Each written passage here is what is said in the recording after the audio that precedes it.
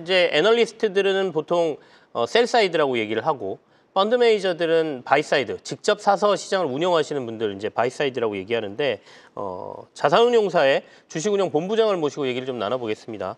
KCGI 자산운용의 김홍석 본부장 나와 있습니다. 어서 오십시오. 네, 안녕하세요. 연초 이후에 이제 국내 시장이 미국보다 상대적으로 조금 더 낫다라고 표현하시는 분들이 좀 많습니다. 그래서 작년하고 올해 비교해서 본부장님은 이제 국내 주식시장 매니저시니까요. 네. 포지션 변화가 조금 있으십니까? 어떻습니까? 예, 최근에 저희가 이제 포지션 변화를 조금 한 부분은 네.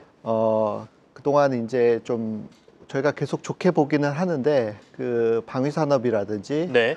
조선업 이런 부분이 이제 단기적으로 주가가 좀 많이 올랐잖아요. 네네. 그러다 보니까 이제 그런 부분에서 조금 차익 실현을 조금 하면서 좀 비중을 조금 최근에는 조금 줄였던 부분이 조금 있고요. 대신 이제 네. 좀 낙폭이 조금 과다하게 이루어졌던 뭐 화장품이라든지 이런 쪽에서 좀 비중을 좀 오히려 좀 늘렸습니다. 그러면 이제 좀 올라 있는 부분들 축소하시고 상대적으로 못 오른 쪽에 대한 비중을 좀 늘렸다라고 말씀하셨는데 네. 근데 최근에 방산주가 계속 가지 않습니까? 네. 그 포지션 축소하신 거에 대한 아쉬움은 없으십니까? 그 판단에 대한?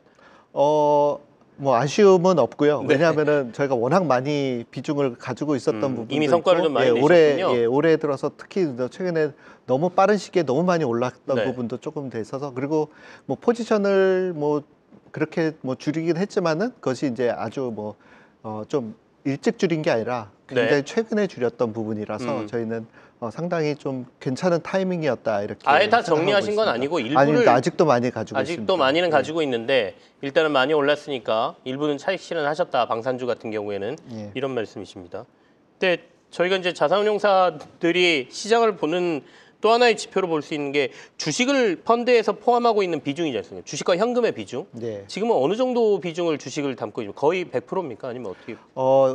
저희가 이제 연초에는 뭐 거의 100% 가까이 이제 네. 비중을 가지고 있다가 최근에는 이제 또 신규 또 뭐라 그럴까 좀 저평가가 네. 좀 되면서 좀 매력적인 기업들이 좀 있어서 신규 편입을 이제 뭐 생각을 해서 지금 한 4%포인트 정도 좀 비중을 조금 줄이면서 말씀드린 어떤 뭐 방산주라든지 뭐 이런 네네. 여러 종목들에서 조금 차익 실현을 하면서 좀 현금 비중을 좀 늘린 상황입니다. 그런데 이제 그거는 뭐 저희가 시장을 나쁘게 봐서 비중을 늘린 건 아니고 네네. 이제 추가적으로 이제 신규 종목을 좀 편입하기 위해서 좀 현금을 조금 일시적으로 조금 늘렸다 이렇게 말씀드리겠습니다. 전체적으로 보면 주식 투자 비중이 많은 편이고 거의 꽉 채워놓은 상태고 예, 그 얘기는 시장에 대한 강세를 전망하신다 우리가 간접적으로 그렇게 읽을 수 있는 거고. 예. 근데 최근에 이제 약간 현금 비중을 늘리신 거는 새로 살 종목들을 위한 많이 오른 종목에 대한 차익 실현이었다 이렇게 네. 이해를 하면 되겠군요. 네. 앞서 이제 방산 조금 줄이고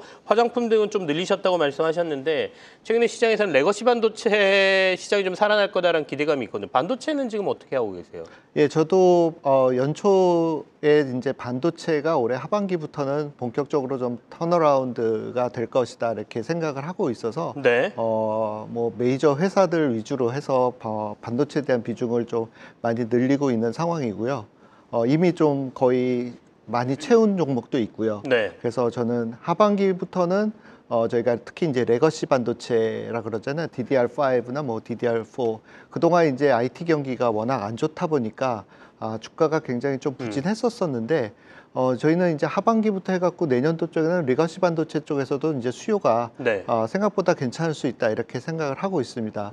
그래서 그런 부분들이 이제 조금 선반영이 돼서 최근에 이제 DDR5 같은 경우에는 가격이 더 이상 추가 하락하지 않고 조금 오히려 일부 상승하는 네. 것도 좀 보여지고 있거든요. 그래서 주가는 원래 펀더멘털의 변화를 조금 선반영해서 좀 빨리 움직이는 경향도 있기 때문에 주가 상승세는 오히려 더 빠를 수 있다 이렇게 생각을 하고 반도체 쪽에서 이제 좀 미리 좀 비중을 좀 올려서 지금 채워놓은 상황입니다. 추가로 더 늘리십니까? 아니면 이 정도면 다 채웠다라고 생각하십니까? 지금 뭐 이 정도면 많이 다 채웠다고 생각을 하고 반도체 있습니다. 쪽은 예, 예. 어느 정도 미리 좀 많이 채워놓으셨다 네, 이렇게 맞습니다. 판단하시는군요. 예. 근데 이제 반도체 레거시가 이제 아마도 하반기쯤이면 살아날 거다라고 판단하시는 결정적인 근거나 뭐 뉴스에 나오는 여러 가지 소식 중에 예. 최근에 시장에서는 뭐 샌디스크가 뭐 디램 가격을 뭐 10% 올린다 뭐 이런 얘기도 전해지곤 했거든요. 네. 결정적으로 이 신호가 나오면 아 레거시는 이제 본격적으로 살아나는구나라고 판단하시는 게 있습니까? 일단 제가 생각했던 거는 저는 좀 이 환경을 좀 많이 보거든요. 그러니까 이제 그 환경이라는 거는 이제 최근에 이제 그 수요 측면에서 네. 얼마만큼 이제 부진한 상황이었는가. 그러면 수요가 부진했다는 것은 결국 공급 사이드에서 그런 그 디램 메이커라든지 이런 네. 반도체 회사들이 설비 투자를 축소하는 걸로 이어질 수밖에 없고 그러면 설비 투자를 한동안 계속 좀 부진하게 이제 못 해왔던 거는 향후 이제 수요가 개선될 때는 분명히 이제 반도체는 좋은 상황으로 될 수밖에 없거든요.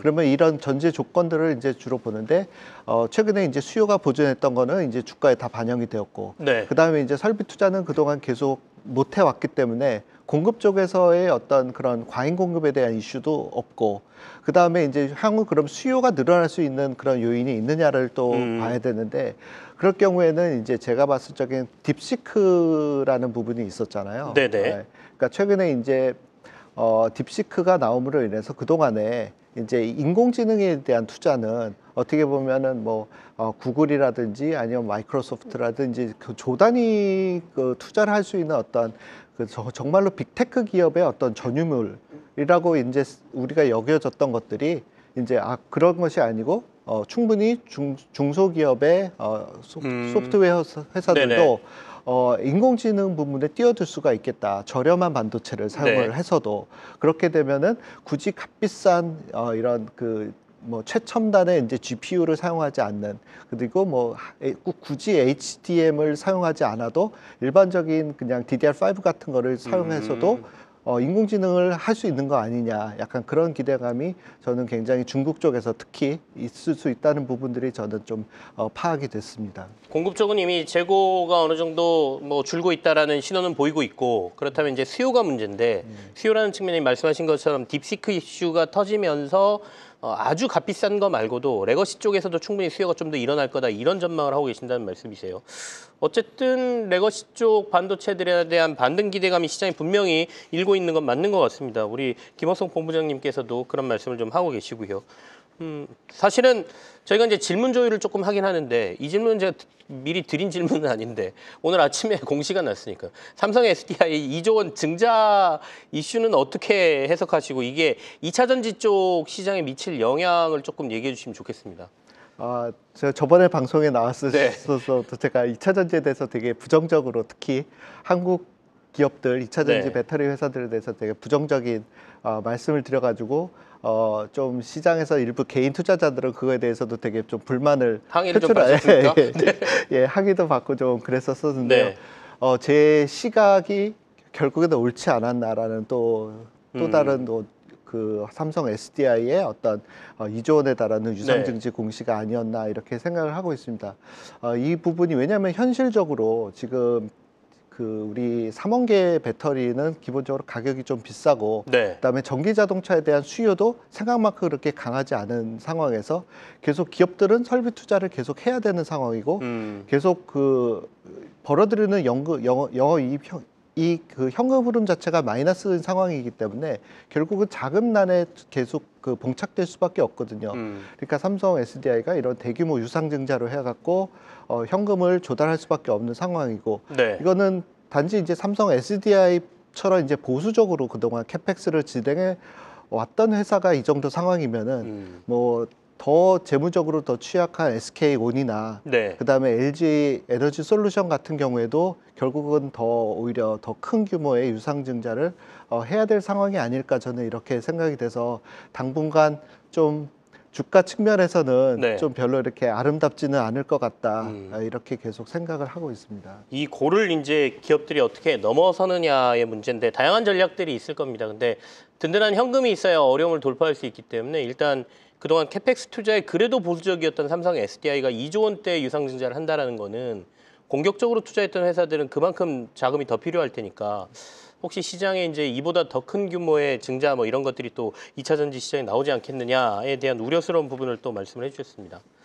자, 이제 미국 시장이 최근에 좀 조정 모습을 보이고 있지 않습니까? 이게 조정 국면이 좀 어느 정도 일단락이 됐다라고 판단하시는지랑 미국이 지속해서 계속 조정의 모습을 보이면 우리 시장이 그걸 보면서 상승하기는 좀 힘들지 않을까라는 생각들도 많이 갖고 계시거든요. 그건 어떻게 보세요? 저는 오히려 정반대로 생각을 네. 하는데요. 그동안 3년 동안 이제 미국으로 전 세계 투자 자금이 굉장히 과다하게 쏠림 현상이 좀 있었다고 보여집니다. 네네. 그러다 보니까 이제 변방에서 이제 그 어떻게 보면 그 유동성이 이제 미국 시장에 집중되는 거에 가장 피해를 받았던 증시가 어떻게 보면은 한국 증시, 그다음에 네. 홍콩 증시, 그다음에 중국 증시 정도로 볼 수가 있는데 음. 최근에 이제 빅테크 기업을 중심으로 해갖고 주가가 좀 많이 하락을 하는 경향을 좀 보이지 않았습니까? 뭐 트럼프 관세도 있고 미국의 뭐 리세션에 대한 어떤 우려 뭐 여러 가지 이슈도 있지만 결국은 그 근간에는 주가가 올라도 너무 많이 올라서 밸류에이션 좀 너무 부담스럽다라는 것들이 저는 시장에서 굉장히 좀 그동안 팽배해 있었다고 봅니다. 그런데 주가가 계속 오르는 상황에서는 다들 눈치를 보기 때문에 아무도 팔려고 하지는 않거든요. 근데 일단 증시가 하락하기 시작하면 그때부터는 이제 정말로 이제 증시에서 이제 자금이 더 좋은 투자처를 찾아서 나갈 수밖에 없고, 그러면은 이 국면에서는 디커플링이 일어나는 것이 자연스러운 현상이라고 저는 생각합니다. 그래서 그 투자 자금들이 저는 오히려 유럽이나 중국이나 이런 기타 더 매력적인 시장으로 네. 이제 돌아가는 거고, 그래서 이제 저는 미국 증시가 이것으로 뭐 바닥이다, 저는 이렇게 생각하지는 않고요. 저는 충분히 다시 성장성도 다시 좋고 밸류에이션도 저렴하다라고 느낄 때까지는 미국 증시는 계속해서 조금 더 조정 좀 더 가능성이 조정을 있다. 받을 가능성이 저는 높다 이렇게 생각을 하고, 반면에 이제 그동안 이제 굉장히 글로벌 증시 국면에서 소외됐던 증시들이 오히려 그런 추가 수익을 요구하는 그런 투자자들의 이제 투자 자금 이동이 글로벌리 일어나면서 이제 증시가 이제 본격적인 상승세를 타지 않을까 이렇게 생각을 합니다. 대표적으로 소외받은 증시가 이제 한국 증시 아니겠습니까? 네, 맞습니다. 그럼 이제 미국에서 빠져나온 자금들이 상대적인 매력도겠죠. 네. 이걸 유럽으로 갈 것이냐, 중국으로 네. 갈 것이냐, 한국으로 갈 것이냐. 네. 거기에서 우리 시장이 약간 매력도가 높다고 보세요?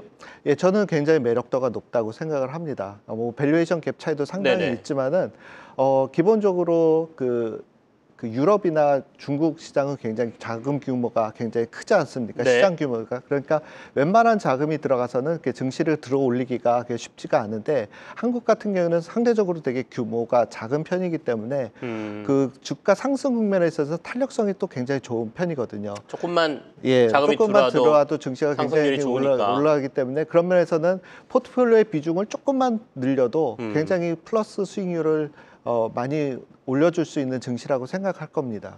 약간 그들 입장에서는 코스피 시장이라기보다는 한국은 코스닥 시장에 가깝다. 맞습니다. 조금만 이렇게 예, 해줘도 하이베타. 예. 그런 생각을 할 수도 있겠군요. 그러면 이제 아까 미국의 추가 조정 가능성이 좀 있다라고 말씀하시는 거는 최근에 미국에 대해서 트럼프 대통령이 의도적으로 경기 침체 이슈를 키우고 있다. 이게 채권 금리를 떨어뜨리기 위함이다라는 해석이 있지 않습니까? 거기에는 동의를 하시나요? 예, 저는 동의합니다. 저는 동의를 하는데 이것이 뭐 일타 쌍피 하건 아니면 뭐 일석삼조 효과, 네. 심지어는 뭐 그렇게까지 약간 생각을 하고 있는데, 하나는 이제 여러 가지 정치적이든 뭐 군사적이든 약간 장기적인 어떤 그런 그 동맹국들과의 어떤 협상의 레버리지를 이용해서 이제 관세 카드를 적절히 활용을 하는 측면이 일단은 되게 좋고, 그 다음에 이제 또 하나는 그거로 인해서 이제 미국의 경기 침체를 또 유발을 시킬 수도 있거든요. 네. 인위적으로 뭐 그렇게 한다기보다는 그런 효과로 인해서 이제 그 생각하고 있는 게, 이제 올해 들어서 이제 미국 연방 정부에서 이제 그동안에 이제 채권 발행했던 부분들이 만기 도래해서 이제 리파이낸싱 돼야 되는 부분들이 상당히 규모가 크거든요. 네. 거기로 또 올해 또 연방 재정 적자까지 또 같이 고려를 하면은 전체 규모는 약 9조 달러까지도 될 거라고 생각을 해요. 신규로 채권을 발행을 해야 되는 부분이. 네네. 그러면은 그 부분이 지금 금리를 많이 내려놔야 이런 거를 이제 또 그런 거를 낮은 가격, 낮은 이제 이자율로 딴 때는 보통 한 2, 3조 정도 2, 3조 정도 달러 정도가 이제 음. 신규 발행을 했다 그러면 올해는 그 물량이 굉장히 많기 때문에 그런 부분들을 또 저는 염두에 뒀다고 보고, 만약에 경기가 좀 침체가 되면은 그렇지 네. 않아도 지금 인플레이션이 잡히지 않는데 인플레이션까지 잡을 수 있는 그런 효과도 또 있기 때문에 어떻게 보면 일타상피 아니면 일석삼조의 효과를 또 누린 거고, 또 이거는 정권 초기니까 또 가능하지 네. 않을까. 왜냐하면 아. 정권 중반부만 가더라도 이제 이런 경기 침체를 또 맞게 되면 굉장히 또 안 좋기 때문에 오히려 지금이 또 그런 타이밍이 또 생각하지 않았을까 이렇게 어느 정도는 의도된 경기 침체일 가능성도 있다라는 말씀이십니다. 그러니까 워낙 단기채 중심으로 해서 미국에 지금 상반기에 몰려드는 만기채권이 많다고 하죠. 이걸 최대한 좋은 조건에서 아까 이제 금융시장에서 리파이낸싱이라고 얘기를 하고 있지만 저희 개인들은 이른바 돌려막기라고 하지 않습니까? 그러니까 뭐 카드를 카드로 이렇게 막는 것처럼 국가들은 이제 국채 발행을 통해서 계속해서 이걸 유지해 가는 건데, 유지할 때 이왕이면 발행 조건 좋게 만들어야 되는 거기 때문에 이자율을 떨어뜨리기 위한 하나의 의도적인 걸로 또 이제 정권 초기이기 때문에 충분히 할 수 있는 정책인 것 같다, 이렇게 해석을 해주셨습니다. 어제 국회 본회의에서 상법 개정안이 통과됐거든요. 이 이슈는 논란이 많지 않습니까? 재계 쪽에서는 굉장히 반대하는 의견이 있고, 국회에서 통과는 됐습니다만 또 이거 제2요구권을 행사할 수도 있는 거고, 여당에서는 이제 제2요구권 해야 된다 또 이렇게 얘기하고 있기 때문에 어떻게 해야 되는 게 맞다고 보시고 시장에는 어떤 효과가 있을까요? 일단 저는 뭐 주식 시장에서 네. 투자를 하는 투자자를 대변하는 입장에서 저는 결론적으로 저는 환영하는 입장입니다. 상법 개정안을. 네네.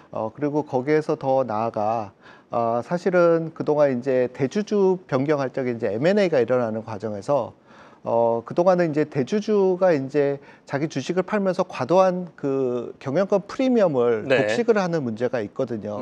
그래서 향후에는 즉 자본시장법 개정안도 좀 같이 해서, 예를 들어서 최대 주주가 이제 변경이 될 때 네. 그 매수자 측에서는 일정 부분, 예를 들어서 뭐 시장의 50% 정도 이상까지는 이제 무조건 지분을 사도록? 매수를 미국은 거의 100% 공개 사야 매수 된다면서요? 맞습니다. 네. 미국 같은 경우는 워낙 소액주주의 권한이 워낙 강하기 때문에 100% 거의 텐더오퍼가 많이 나오는 상황이거든요. 그래서 네. 자진 상장 폐지를 시키는 경우가 되게 많고요. 살 거면 다 사가라 뭐 맞습니다. 이런 거죠. 예를 들어서 네. 뭐 마이크로소프트 같은 경우에 이제 블리자드 그 액티비전을 인수하면서도 전부 다 상장 폐지를 했거든요. 공개 매수 100%를 진행했고요.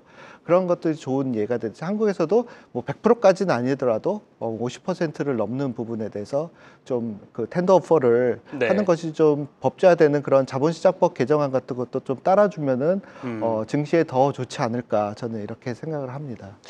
한 발 더 나가서 이사충실 의무뿐만 아니라 M&A와 관련된 부분까지 개정해야 된다라고 한 발 더 나가주셨는데, 이게 사실은 국회만 통과됐지 시행도 만약에 된다 하더라도 1년 뒤고, 그다음에 그 안에 또 여러 가지 얘기가 나올 수 있어서 이제 진행 상황을 좀 지켜봐야 되긴 하겠습니다. 이제 3월은 주총 시즌도 있고 뭐 여러 가지 이슈들이 있는데 3월의 투자 전략을 좀 정리를 해주시면서 오늘 마무리를 하겠습니다. 예, 3월 증시에는 뭐 작년에도 그렇고 네. 올해도 그렇고 계속 밸류업에 대한 부분들이 계속 이슈가 될 것 같습니다. 작년에는 어떻게 보면 금융 회사들 위주로 자발적인 밸류업 공시가 많이 나왔는데, 올해는 오히려 소액주주들을 위주로 일반 제조업이나 서비스업에 대한 회사들에 대해서까지 이제 좀 더 그런 요구들이 많이 있을 것 같아요. 그래서 네. 집중 투표제를 요구한다든지 아니면은 배당 성향을 좀 획기적으로 좀 올려달라. 이렇게 뭐 성장성도 그렇게까지 있지 않고 뭐 추가 투자 요구도 많지 않은데 네. 배당 성향이 너무 낮다, 이런 기업들이 많기 때문에 그런 부분에 대한 이제 굉장히 소액 주주들의 요구가 많이 있을 것 같습니다. 하지만 경기 자체가 이렇게 좋은 편은 아니기 때문에, 특히 내수 기업들 같은 경우는 경기가 좋지 않거든요. 그러다 보니까 기업체들의 어떤 그 반발도 만만치는 않을 것 같습니다. 그래서 소액 투자자들이 기대하는 것만큼의 그런 결과를 받아들이기는 좀 쉽지 않지 않을까, 이렇게 생각하고 있습니다. 알겠습니다. 3월이 주총 시즌과 관련된 투자 전략까지 좀 얘기를 해주셨습니다. KCGI 자산운용, 크지 자산운용 이렇게도 부르시던데요. 네, 맞습니다. 김원석 본부장과 시장 얘기 좀 나눠봤습니다. 고맙습니다. 네, 감사합니다. 계속해서 다양한 경제 이슈를 알고 싶다면 구독과 좋아요, 알림 설정 부탁드립니다. AI 캐스터 권미정이었습니다.